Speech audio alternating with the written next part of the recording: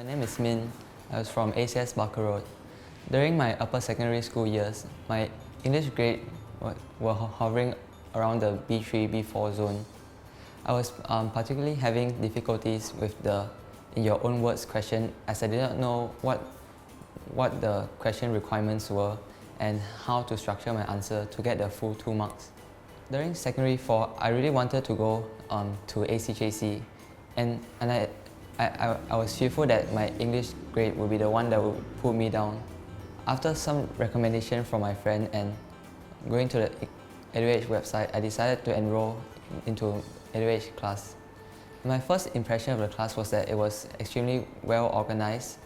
The lessons were very structured to cover all the topics required during the 2-hour period. One of the formula I found very useful was a spear formula, as it helped me to develop my paragraph.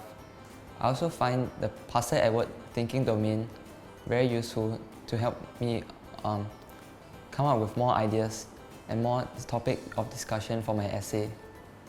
And thanks to EduEdge, I've managed to earn an A2 for my O-level English.